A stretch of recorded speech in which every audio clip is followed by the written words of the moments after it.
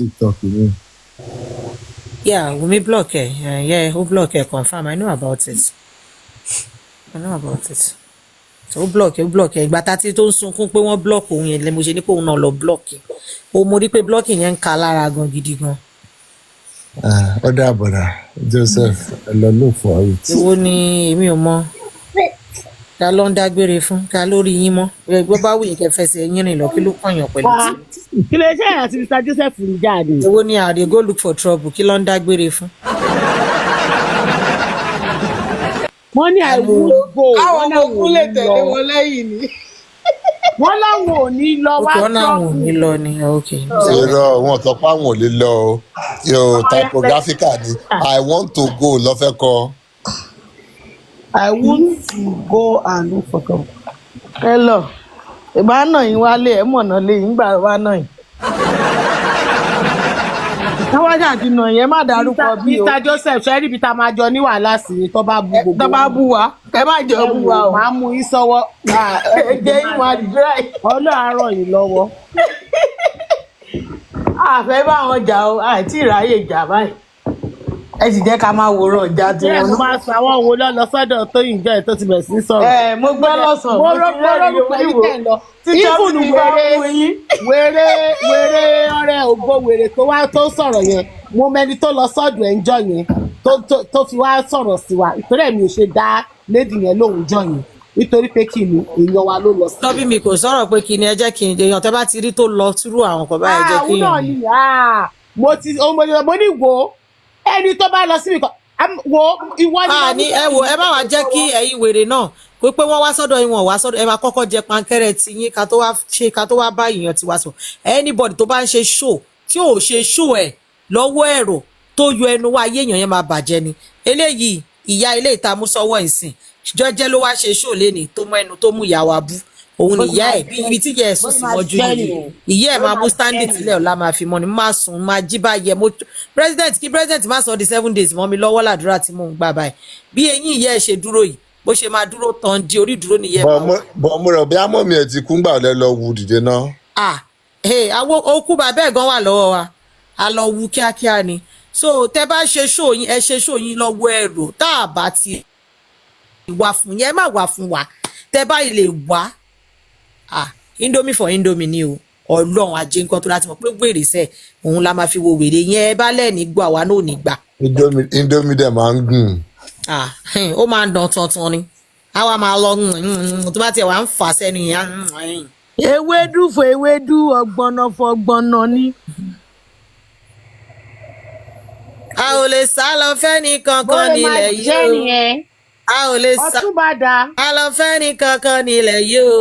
Ibi tó bá gbà là máa gbà ó ibi tó bá lọ là máa lọ ṣe ti wá gbọ́ wèrè la fi ń wo wèrè. You cure madness with madness. Yes o. Yes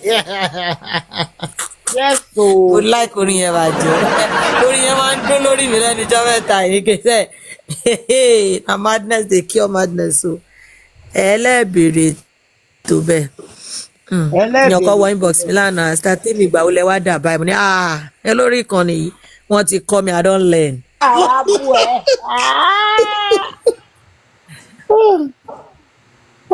Ìdá tí ò bá jókòó lẹ́gbẹ̀ẹ́ jẹ́gẹ́dẹ́ wọn á wọ wọn náà òṣìtọ́ tiẹ̀ sọ lé nìyẹn was out of it. Why would you say ṣe mọ̀ pé Wunmi àti Darusha lọ́jọ́ wọnà station.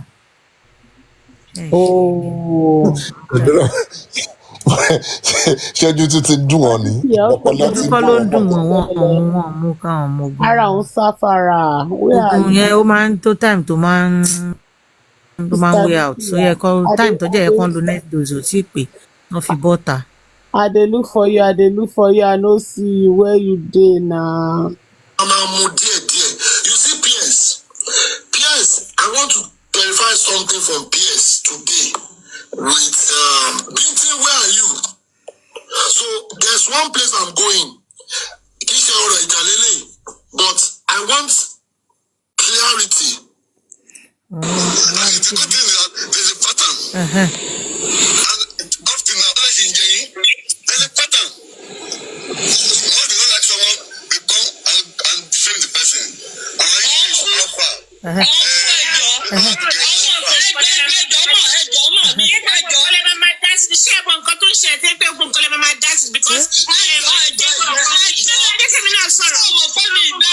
eléyìí kọ́ ni mo tiẹ̀ fẹ́ gbé wá o.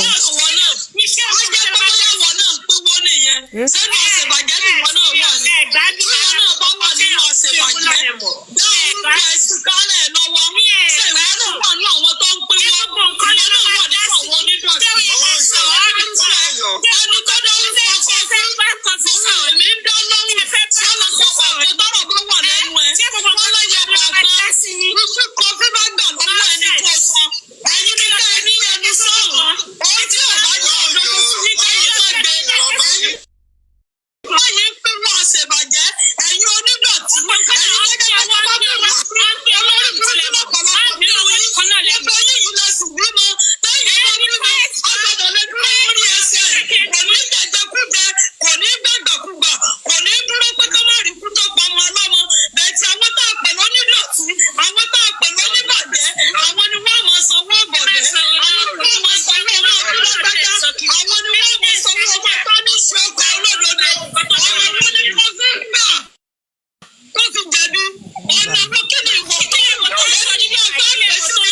Wàhálà ó máa ń sọ̀rọ̀ bí rédíò ni.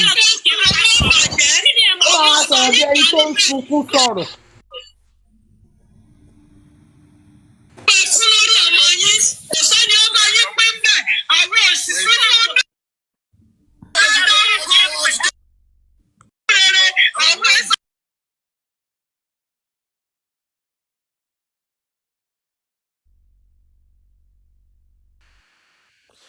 Bọ̀ ṣé àwọn olórí burúkú yìí máa lọ ra microphone ní tó bá fẹ́ ṣe violence wọ̀nyí. Ṣẹ́rí yọ ọ̀yọ́ yẹn òótọ́ dẹ̀ ni ṣẹ́rí kan tó kò ní mọ̀ nǹkan tó ń sọ o akọ̀gùnkè akọ̀ mute ni akọ̀ máa sọ̀rọ̀ lọ ní ràn ẹ máa pẹ́ padà báyìí kò ní jẹ́. Chat between them and that has been revealed the chat of communication with Lagata. I think there is a claim. Listen. There is nobody that has not interacted with everybody on this justice. If you believe they are all ready for the same cause. I'm going somewhere. Let me answer you. Lagata was in my group at the time, and I realized there is no work for the same thing. And I blocked him and removed him from the group. Now, that was it. That was a long time ago. Now, all these ones that are coming up, my life details, me and Lagata have never shared my life details before. There was one time he said that I said I wanted to arrest Baba Araba. It is true and it's not true. As of February last year, I said that I think they are misappropriating funds. Lagata was not in that meeting. I still want to ask him because he said on live that I told him about the meeting. The first time I ever interacted with Lagata in my life was March last year. I put evidence on my phone. Wo ìpè ní comment section kí ẹ ṣe lórí burúkú you who send you. My own lawyer, I think, and Asuko, that they are still money. Yes, I said it. It's February last year. What's up? And Baba, no. Baba does not know anything about it. Let me, Baba, I'm happy. I don't know what's going on. And I stepped down. And I go and have for those one. Ẹ jọ kí ló ń sọ bí báyìí sí ní ògbọ́ dáadáa ó dà pọ́n ní they are streaming money àbí kí ló ń sọ ṣé streaming money Mohbad kan ló ń sọ yẹn mi ìgbọ́ bẹ́ẹ̀ yẹn dáadáa. Ẹ jẹ́ ká wẹ̀ bú mi bú ẹ má fi bú ara bú wọn o. Mr. Paita tọ́bì àwọn èèyàn ti sùn. Ṣé ẹ̀gbọ́n èmi ni èmi ń sọ̀rọ̀? Hello. À ń gbọ́ yín. Gbọ́dọ̀ mi ni. À ń gbọ́. Hello. Can you hear me? Ilé ẹ̀gbọ́n wa. À ń gbọ́ yín. à ń gbọ́ yín nẹ́tíwọ̀kì ọ̀dà òun náà lórí mi náà bọ̀ lẹ́ǹkan à ń gbọ́ yín. Ṣé gbọ́ nǹkan tó sọ ń bẹ̀ yẹn they are streaming money àbí kí ló sọ. Èmi ò mọ̀ Ẹ̀yin náà lè máa sọ fún wa. Mi ò gbọ́rọ̀ wọn ọ̀rọ̀ wọn dàbí ọ̀rọ̀ ìkùrẹ́sì náà ni. Kò sí wàhálà nǹkan tákà ló bá sọ náà tọ́nu ló ti wá sọ ẹ jẹ́ ká gbà bá ẹ̀gbọ́n náà.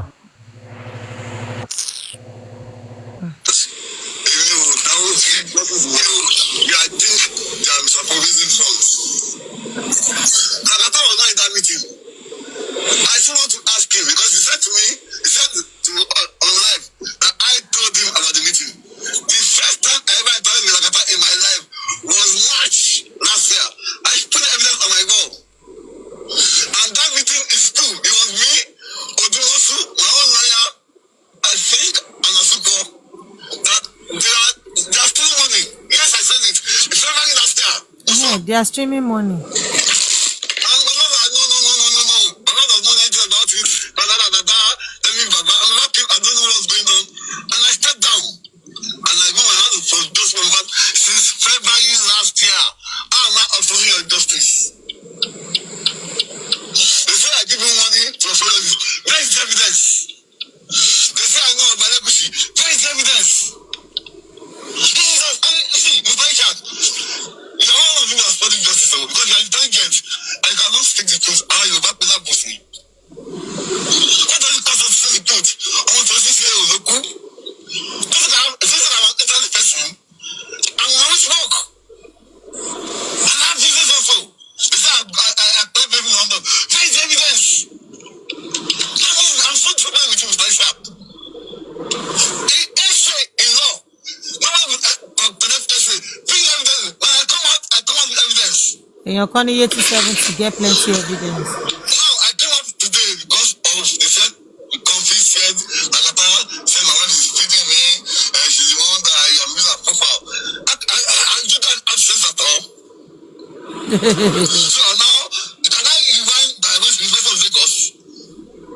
I have my University of Lagos. Can I rewind the fact that I went to Federal College Jariki? You guys have sense at all. Why not the Igbo? Because you guys are ẹ tó bá fi èbú ara bú wọn dẹ̀ yà máa mute yín comment section ni. told you that Zumbi. Oh, my master said, this is it. Listen to me.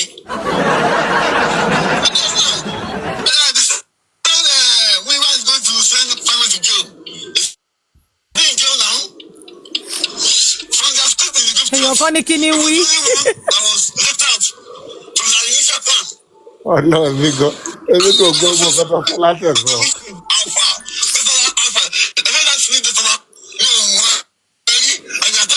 Mr. Paita ló máa interpret mi kọ́.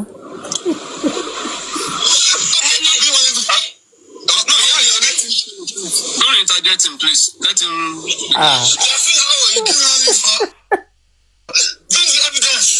And you're calling hypertension is real o. Ṣé wọ́n ti yọ̀yọ̀ yọ o?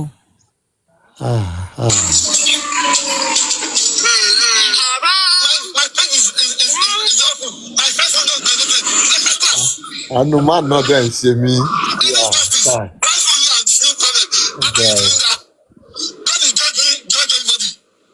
Àfi kọ́ náà judge everybody fún yín.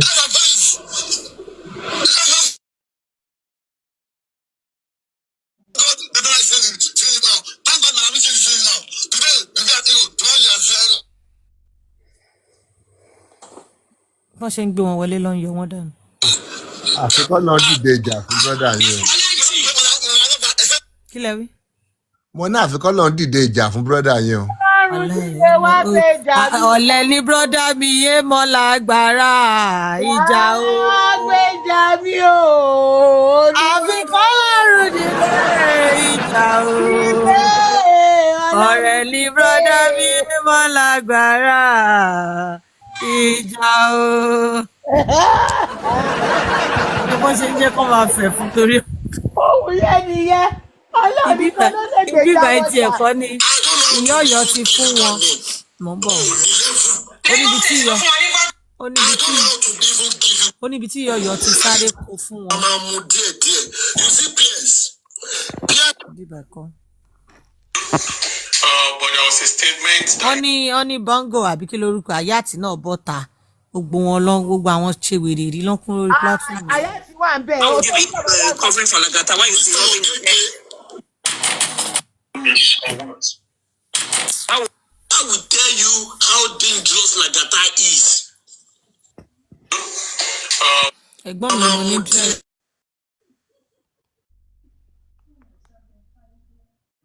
From PS today with Binti, where are you? So there's one place I'm going. But I want clarity. Big justice is a budget. The people that actually Colombi be watching local key. David is saying move, justice, drag this one for this one, do this one, this one.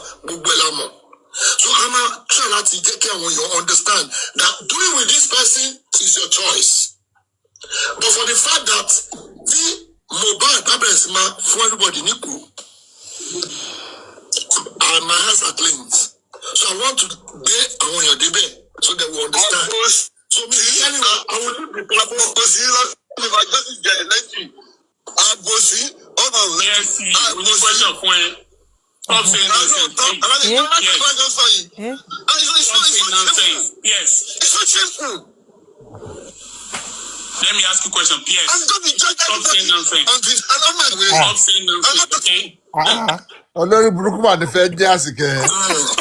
I have 2 questions for you. Okay. Yes.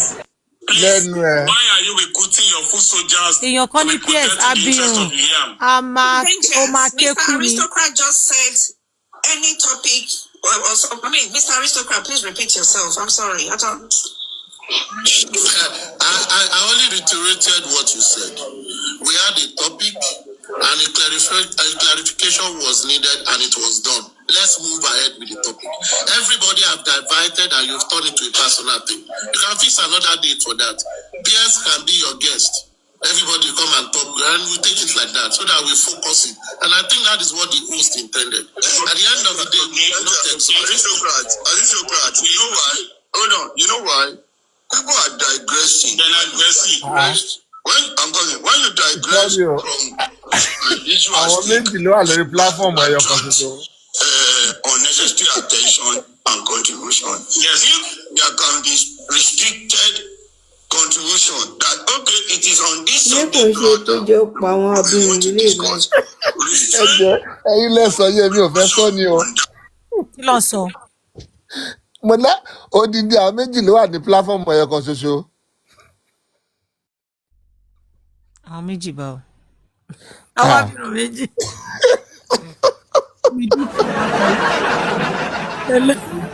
ọrùn gógó yìí lórí pàtó mi ò kò kọ́kọ́ yé mi wọ́n tiẹ̀ tún jọ wà lẹ́gbẹ̀ẹ́ ara wọn ní ká ní mo ṣí kámẹ́rà.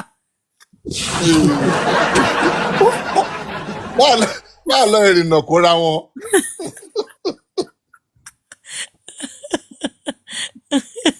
wọ́n ṣàǹkó ẹ̀ ni.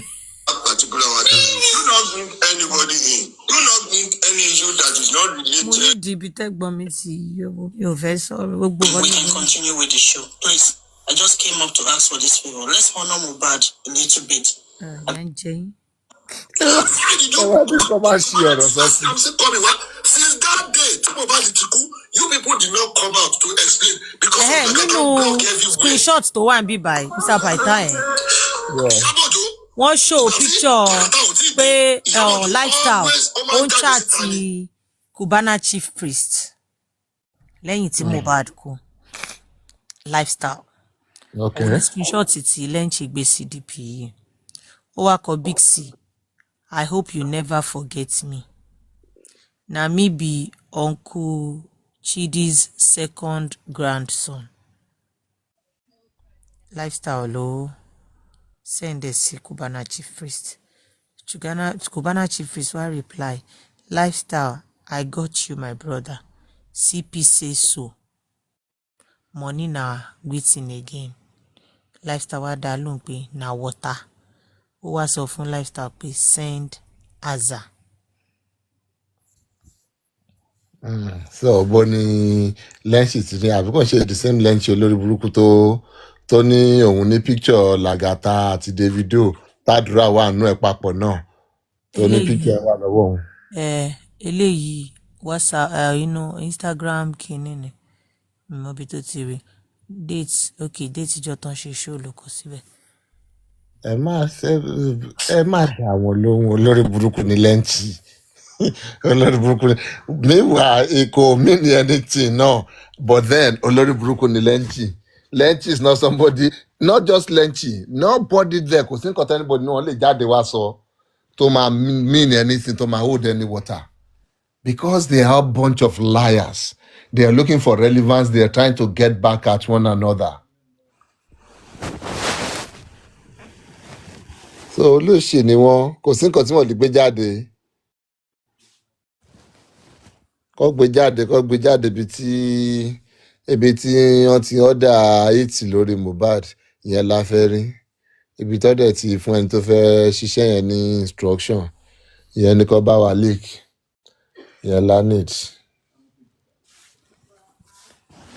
But then báwo ló tiẹ̀ ṣe rin irú rìn bẹ́ẹ̀ yẹn tí ó fi di odindi àwọn méjì yẹn ní orí platform kan náà, ẹ wá ní kí ìyá Ọ̀yọ́ kan má bínú sọ̀rọ̀ sí brọ́dà yín. Ó mà sọ̀rọ̀ sí i. Sorry, Mr. Bàtà ẹdún ẹjọ. Báwo ló ṣe set everybody up? Báwo ló ṣe succeed láti máa ta gbogbo rẹ́kọ́dì kan sí òkìkí àti bọ́ọ̀ kan bọ̀bọ̀ yẹn wà mọ́ o kò lọ́ọ̀kì péjì yẹn. Wọ́n á sọ pé báwo lèmi ṣe wọnú péjì yẹn ẹ máa gbọ́ ọjọ́ tí wọ́n fẹ́ mú bíntín.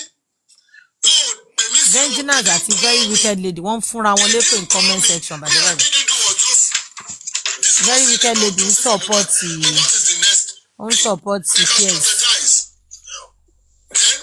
Binti was messaging me pé àwọn ẹnìkan ń bọ̀ láti wá arrest àwọn. Mo ní Binti ó ti message mi ló fi hàn dídì dúró ní. Wọ́n náà wọ́n fẹ́ arrest bọ̀bọ̀ yìí. Please, Lenchi, where is Okiki Osun? Can you please tell us about her? I want to try to reach out to her, but I cannot.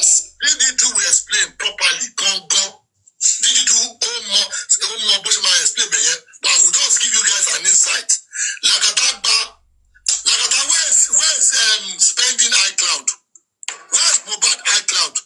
Why did you chase my out of iCloud that is spending? No, so the reason why to say lay my at spending to buy iCloud. Ó sọ fún Dékúnlé, ó ní wàá fìgò fún orí ẹ̀. Tó bá dá sí jọ́sìn. Ó lórí burúkú ní lẹ́ǹtì. Kò ní ta fún ẹ Lagata. Kò ní ta fún ẹ Lagata. Ikú máa tú ìyá ẹ̀ pa nínú sàárè.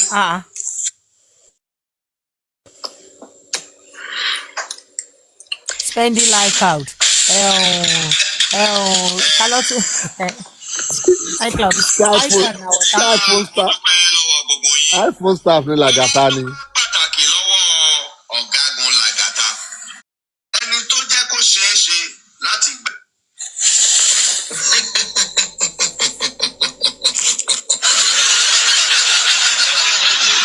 Ẹni tó jẹ́ kó ṣeé ṣe láti da justice Mohbad rú ayé Lagata ò ní dá. Kó máa sọ.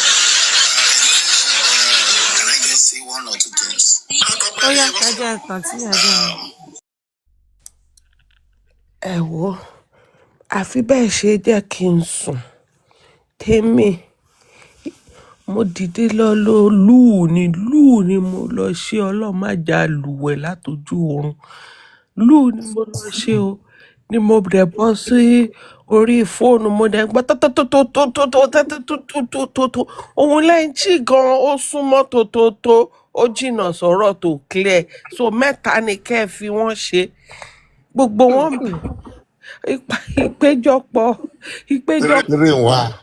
ìpéjọpọ̀ àwa tátà tó ní lóòótọ́ ó lágbára wọ́n ẹ jọ̀ọ́ ṣé last minute yìí ṣáná dẹ̀ ń ṣe iCloud náà rí message.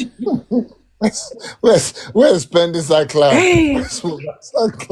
Ṣé Apple ni Lagata ti ń ṣe báyìí ni? These people are really crazy really. Bọ́ kò yẹ kó má rí bẹ́ẹ̀ fún gbogbo wọn wọ́n nílé tá a bá fi ìtọ́ mọ̀ ni àbí ṣe rọ́nà pé ìtọ́ náà ni nǹkan kan á ṣàwò ṣá so nǹkan tó pa gbogbo wọn pọ̀ náà òun náà padà fi máa túra wọn ká àwọn irọ́ so wá kún association. Àwọn irọ́ so wá pa association so wọ́n máa dúnrún mọ́ra wọn ní bọ́ọ̀rọ̀ jẹ̀bù. Gbọ́ tó ní where's Mohbad iCloud. So ẹ̀yin ní Mohbad iCloud lọ́wọ́ látijọ́ ẹ̀ lẹ́ńchèsì cloud báwọn ṣe máa ń sọ lọ́dọ̀ wọn bẹ̀. Wọ́n lọ ṣe fóònù forensic lọ́ fi owó ńlá máa ṣe. Èwo ni wèrè tó máa ń ní wọ́n ń chèsì cloud. Wàhálà. Ẹni iCloud lọ́wọ́ lẹ̀ chase cloud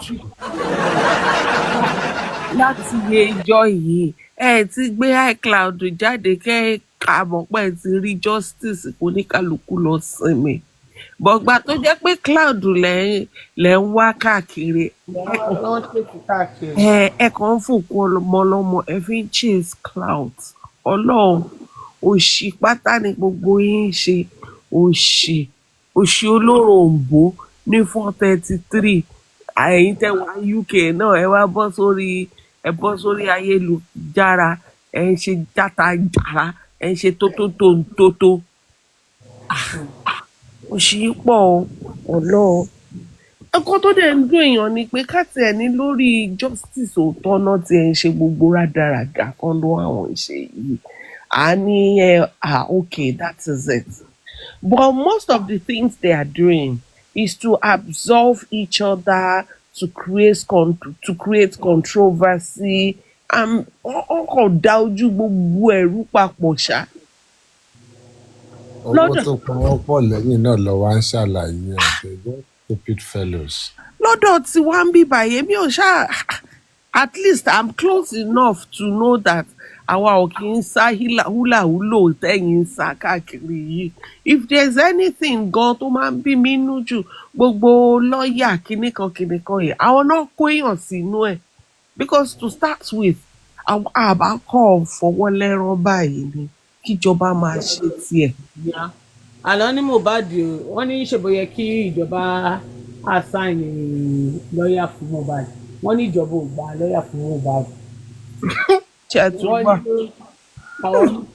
ẹjọ́ entertainment. no.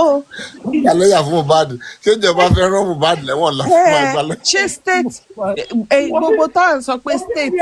state prosecutor ọmọ náà ẹ wọ Ọlọ́run kọ mọmọ fẹ́ punish àwa gọgọ ni pẹ̀lú àwọn pípì Ọlọ́run torí láti mo gbọ́ báyìí mo ní ẹ gbà mí ẹ̀yin lẹ́lẹ́ fẹ́ gba lọ́ọ̀yà fún Mohbad bàbá Mohbad sọ di lọ́ọ̀yà àtàrà ẹ̀mọ́ yín lọ́wọ́. lọ́ọ̀yà ò lọ tiẹ̀ fẹ́ gbà fún Mohbad. kí ló ń gba lọ́ọ̀yà fún Mohbad fún is it not state versus. wọ́n ní wọn ò lọ gbèjà Mohbad wọn béèrè mo ní pẹ́sítọ̀ wo ni Mohbad kọ́lẹ̀ fún yín tó ní kẹ́fọ́ òun béèrè. wọn gbèjà Mohbad lọ set up inquest wọn mọ ètò sọ wọ́n ní inquest yẹn pé set up ni o pé wọ́n fọ̀ jù pé kò sí ìrìn. ṣe rí nǹkan tó máa ń bí mi nú pẹ̀lú àwọn pípọ̀ yìí náà nìyẹn the moment tí nǹkan ò bá go their way they start me ìyẹn ni mo ṣe ń wish pé ṣe ráwọn 40 tán láwọn fẹ́ sùn yẹn I wish they go ahead with it but the truth is. But the truth. They can't even fly. You can't sue people with immunity anyway. So. Ṣẹ́tẹ̀rì Pythagoras. Nǹkan tí mo lọ gangan nìyẹn. Ìpè ká ní wọ́n wá try ẹ̀ tí wọ́n ṣẹ̀ wá rí reality of what the law says and hold on please hold on. Kọ́ wá throw it out of the window. Wọ́n á tún ní ọmọ Wunmi ti ra wọ́n á ní ó tún ti ra George pa ó ti ra gbogbo Nàìjíríà pa ni that's what they would say. àwọn kan náà lọ máa lówó mọ́ Wunmi ò lówó lọ́wọ́ àtàpátá dìde ni wọ́n á tún jọ mọ́ Wunmi ti ra gbogbo Nàìjíríà pé owó gangan lẹ́fẹ́. ẹ máa mú méjèèjì ni. because Pythagoras how would that even fly so kí náà fẹ́ ná those in the house kí náà máa ná sùn wọn fún for being in the house. Kúdí ti sọ o ó ní wọ́n máa sùn wọn pé nítorí wọ́n wà nínú ilé nígbà tí Mohbad kú. Pytha. conspiracy to commit an offence or to commit murder. ó ní ìdẹ̀ ọ̀rọ̀ wọn ó nígbà tó question wọn ó lọ́rọ̀ wọn ò papọ̀ ó ní different. fẹ́ ló ní conspiracy nìyẹn.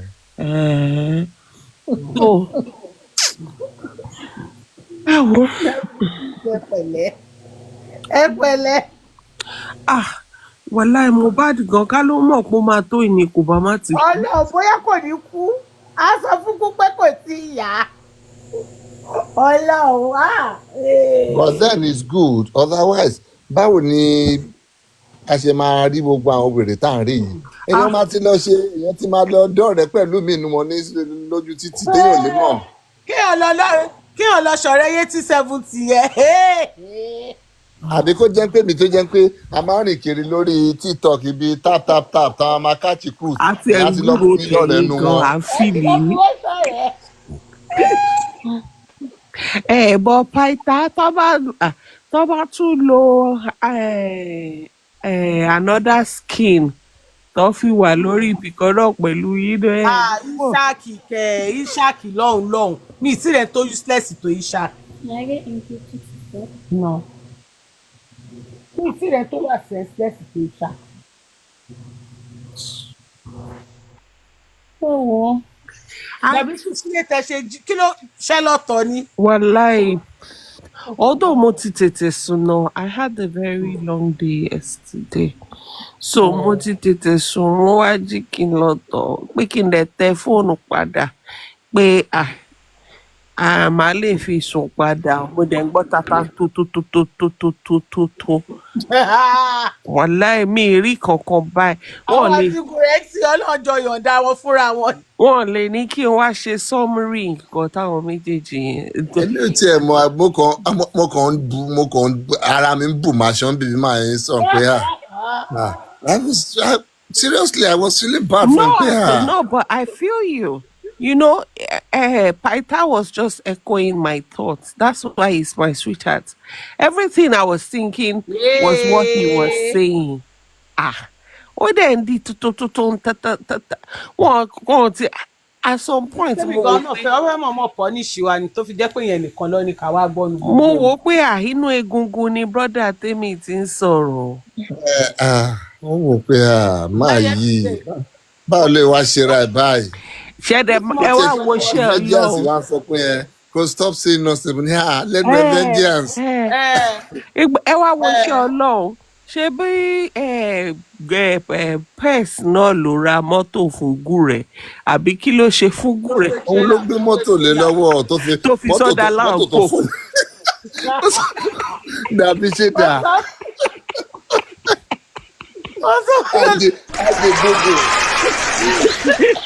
a máa ṣe eléyìí tèmi eléyìí a máa wí tẹnu wa. Kọ́mí tí ṣó yẹ padà wá lọ sùn. Ó sọ́dọ̀ láǹkó. Oh my God. àjẹgbọdọ ní ps ń wáyàn kúnra ni. Ó wáyàn kúra. Ó ti wá fi dùgbùrẹ́ sí kúra. Ọlọ́ àfi kọ́ lọ gbìdé ìjà lóòótọ́.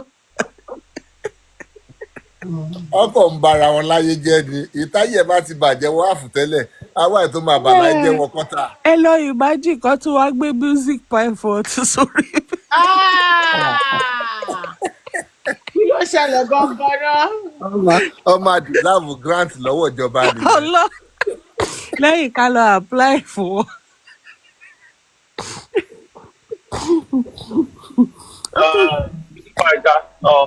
Can I take us to somewhere else? Lóru yìí ṣá máa come. Èmi ò sọ̀rọ̀ ìtẹ̀yìn sọ ẹ̀. No, but we are speaking English. You are taking us somewhere. Do we want to come along? You at least listen to where I'm taking you. Subject to if you want Because to I know come. you. That is where you go. No, I know Prof. you. Prof. You're getting it wrong. What she said is that should she come? Do you want her to come? That's your decision, no, Mr. Paita. But you are taking That will be your own us. decision.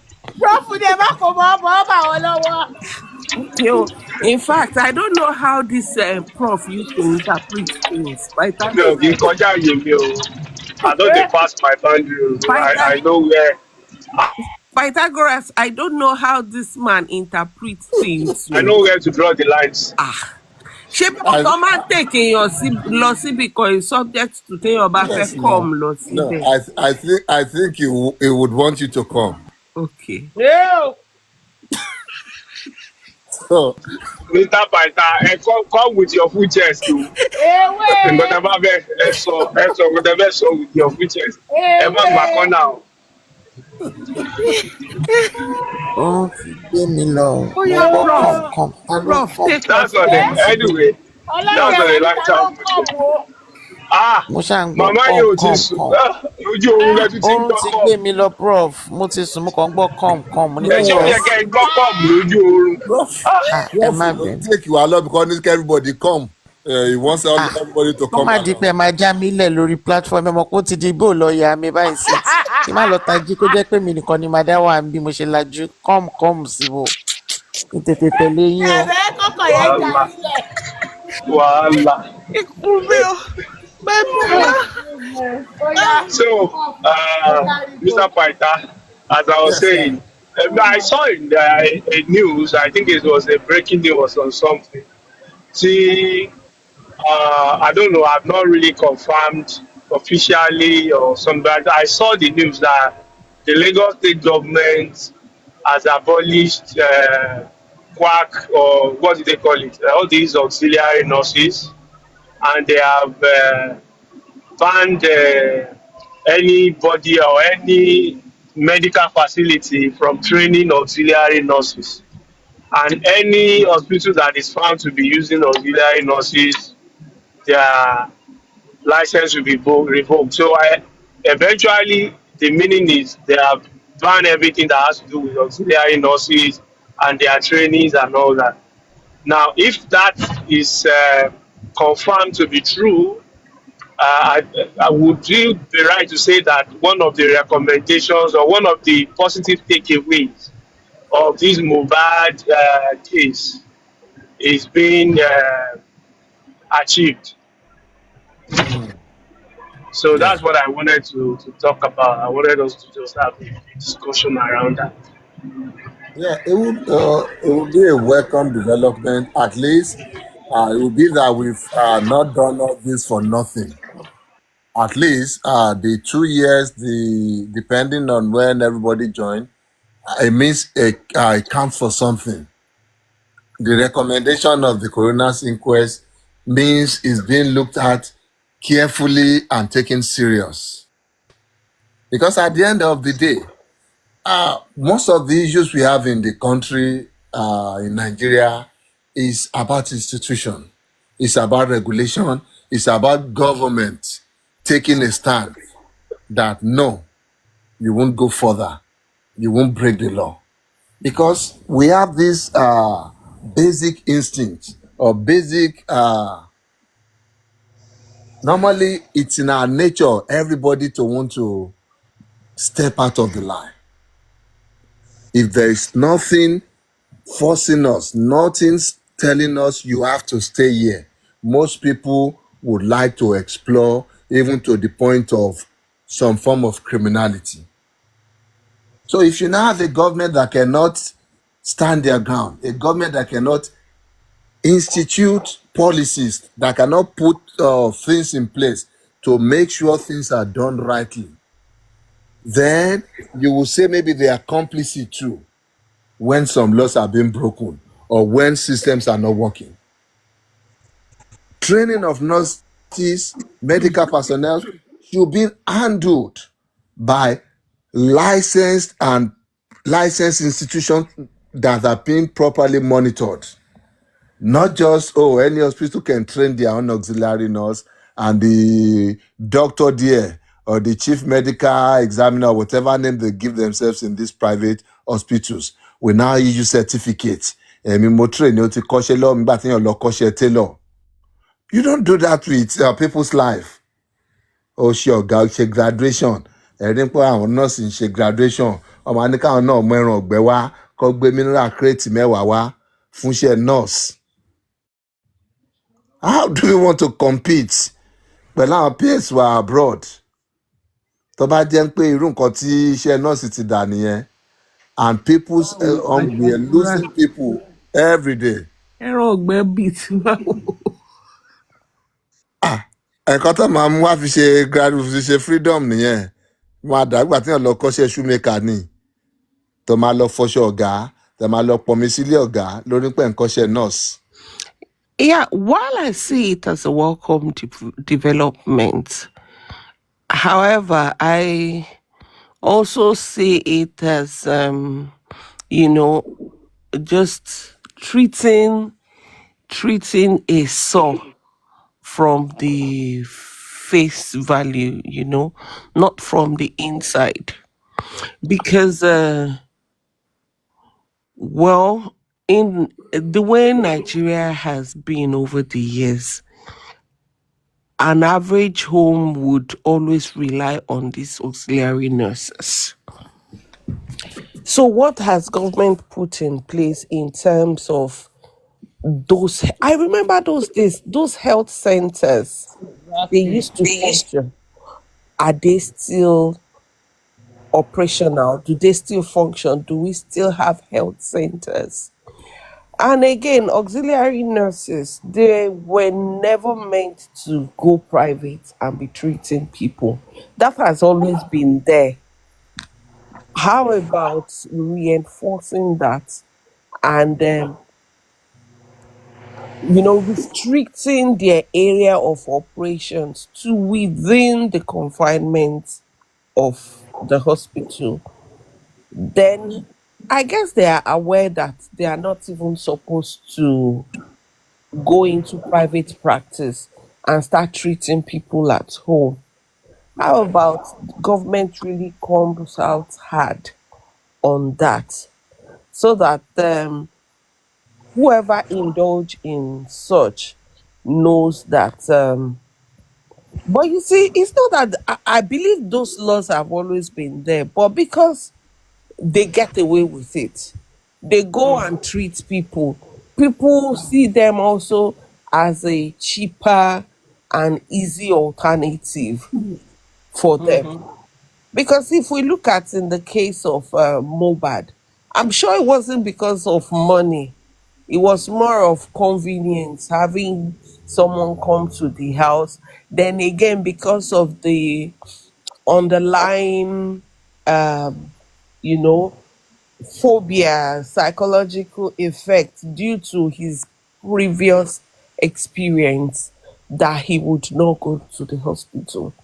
So I believe that more should be done. I've not seen that news. Maybe if I go and read it, I would see what they are bringing, or what they are bringing on board, or what they are doing differently from what it used to be. Because Yeah, but then I still feel is a step in the right direction, scrapping the so-called name, not giving any form of recognition to it, auxiliary nurse or anything.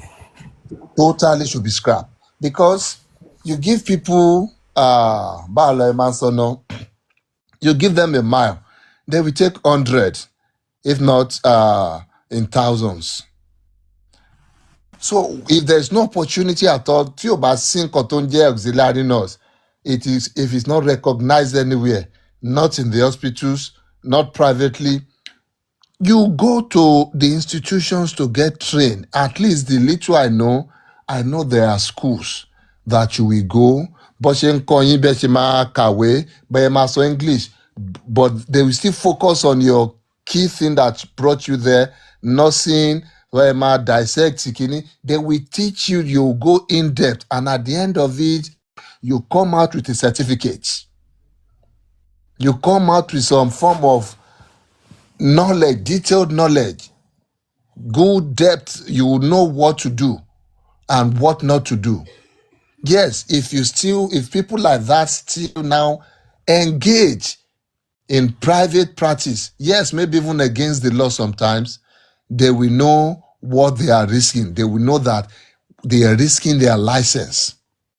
But at least we will still have some confidence that wọn kò rí lọ máa pa àwọn èèyàn sínú ilé káàkiri.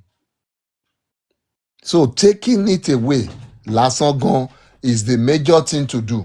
I feel, yes, I've not seen it too, but I feel it's the right step in the right direction.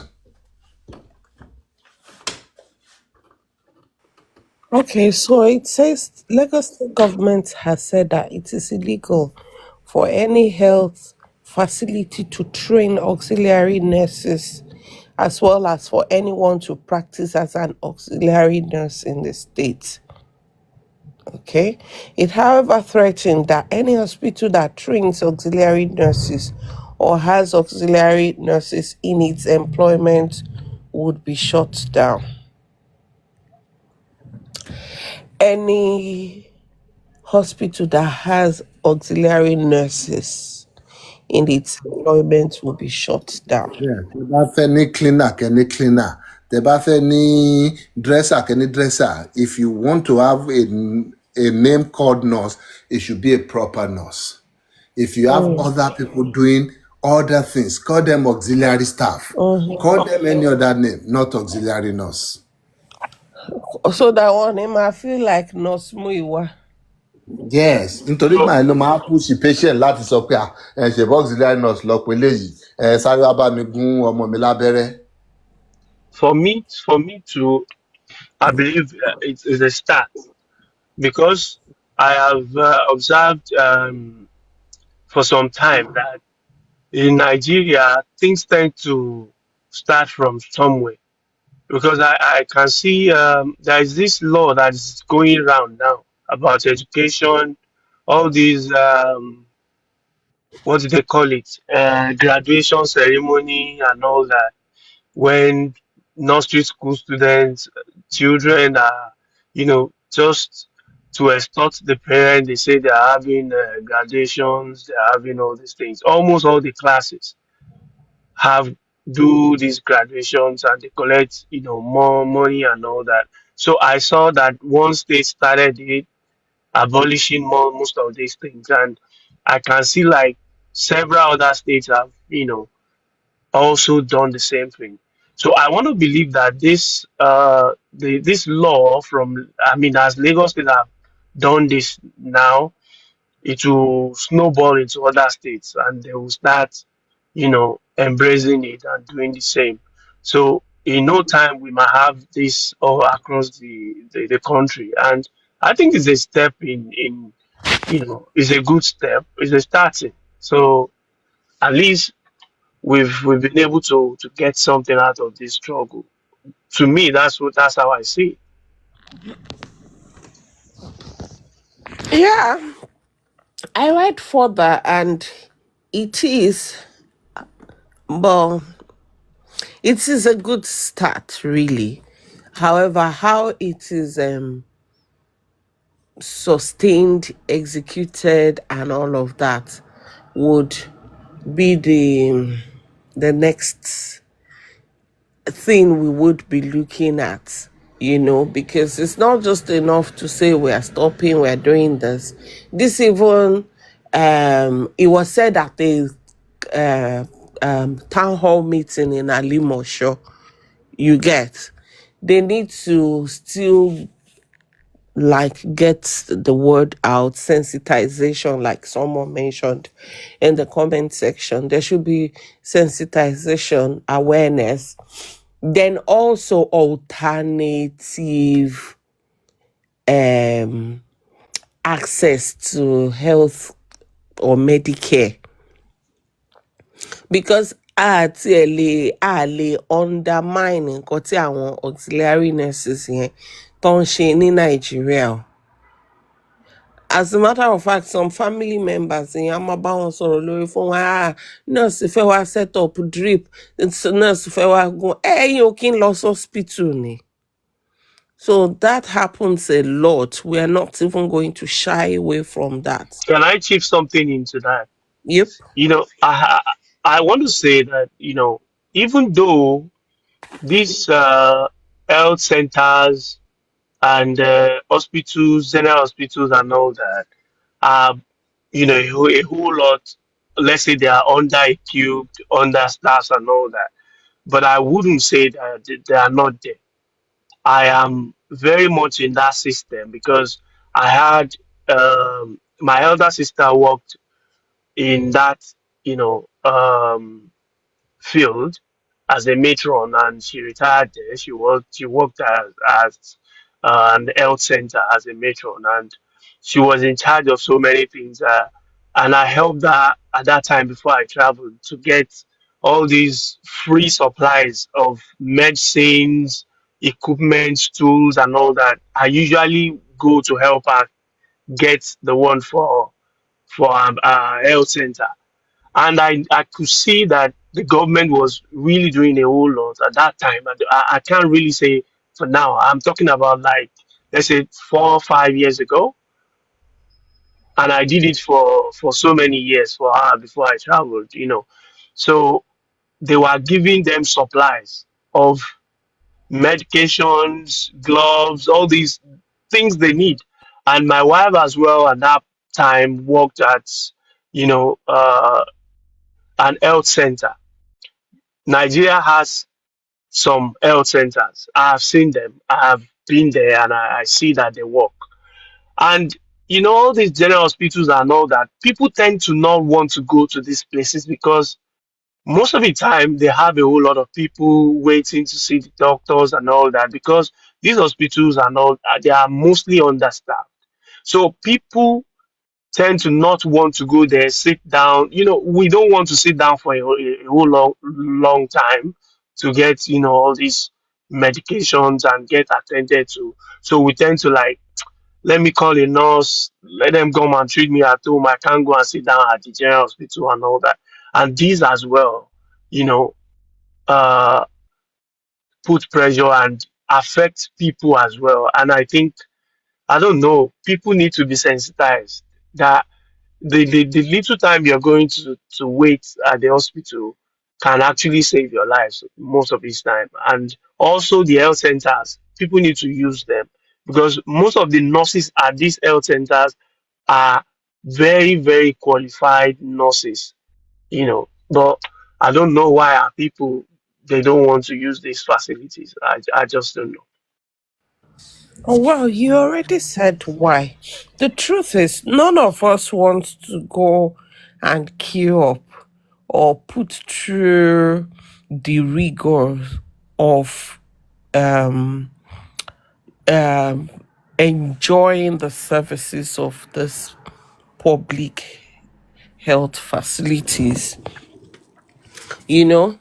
And again, the attitude of staffs when you go to these places is also something to address. So, even though it's still like putting the right step towards the right direction, we're just saying that hopefully they don't just stop at that. Same way that they try to ban motorcycles in Lagos, not looking at the effect generally, like the overall effect. So eventually, then they had to I don't know what it is. I think at some point they had to then restrict them to certain areas. I don't even know how it operates. Maybe I'm just saying what I don't know.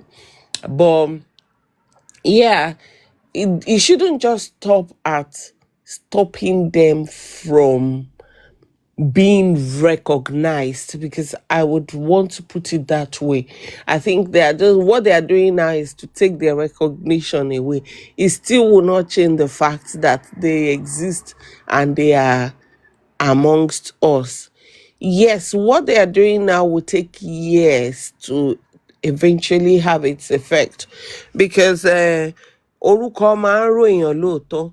That nurse that is added to their name might be what is giving people the hope to say, to engage in their services. So once there is a name change and they are no longer called nurse in any way, then it would it will help put things in proper perspective, and possibly having them limit their scope of operations to what they truly are. It would not take effect immediately, but over time, as governments continue to provide more accessible healthcare services to its citizens, then we would get that effect. Otherwise, even if you like, go and call them medical mechanic or something assistant, You will still see people who will still be calling them. You will still see some of them who would also feel like they have worked closely with doctors and nurses to have experience to be able to do XYZ that they do. But yeah, we applaud it, and we hope that the government takes appropriate steps to support this. So you see that eventually you took us all along with you. And you didn't come. Of course we did.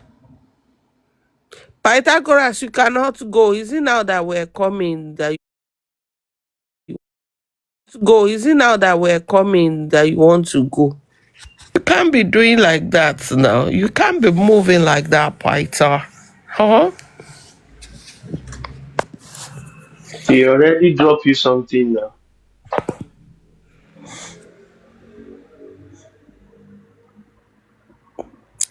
Tell me, Amy gone Lawson.